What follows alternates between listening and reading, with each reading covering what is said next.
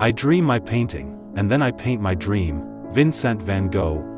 Vincent van Gogh's words plunge us into a world where sleep and reality swirl in cobalt and ochre.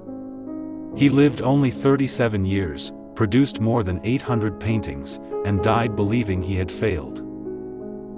Born in the tiny Dutch village of Groot-Zundert, he quit school, sold art for a while, even tried preaching. But his soul demanded color, not sermons, yet color eluded him. Drifting through the gray mists of Holland, his canvases swallowed by peat smoke browns and oppressive greens. Paris offered glimpses of liberation, the fractured light of impressionism, fleeting friendships with artists like Toulouse-Lautrec. But the city's clamor only deepened his isolation. In cramped rooms, he wrestled with identity, too Dutch for Paris, too radical for tradition. His brushes grew restless. Letters to Theo spilled with yearning. I need a hotter sun to scorch away the doubt, a sky that doesn't weep, but burns. Early works were dark and earthy, like the coal miners he painted, yet the restless, whirling brushstroke was already there. In spring 1888 he fled south to Arles chasing light.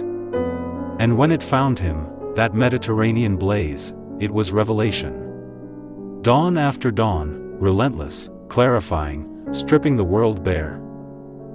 The yellow ochre of the Provençal sun flipped his palette upside down. In a single August he grew an entire bouquet of sunlight, sunflowers 25 centimeters across, mirrors of his anxious heart. The south exploded in color before his eyes. These golden fields became liquid sunlight on canvas, nature's radiance reborn through his brush. Even within hospital walls, beauty persisted. This garden witnessed his resilience, where cypresses whispered solace to a restless soul. The Alpil's ancient ridges called to him. He captured their primal energy, swirling blues and ochres dancing like Earth's heartbeat. Scarlet poppies ignited his passion. Flames of red against turquoise skies, a symphony only the South could conduct.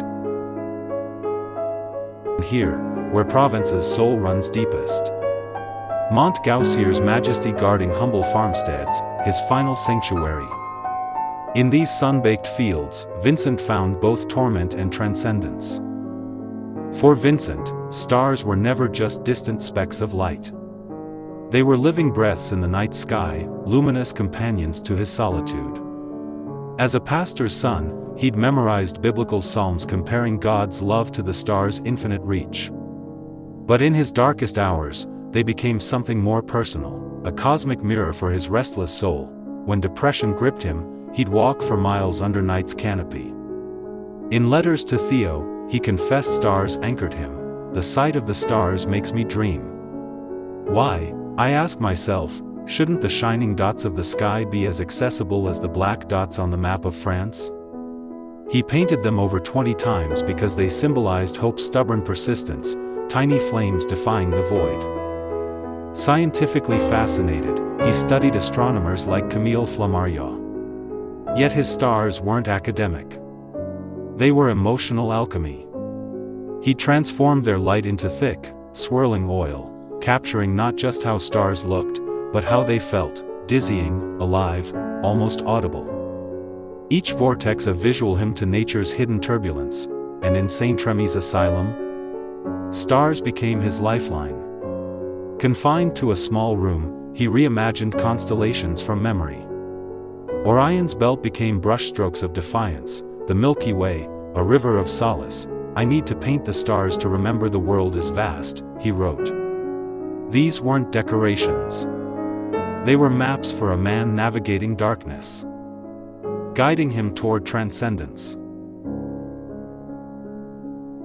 Inside an asylum at Saint Remy he painted Starry Night. Look closer at this revolutionary sky. Those swirling stars. Van Gogh painted them 9 times after his breakdown.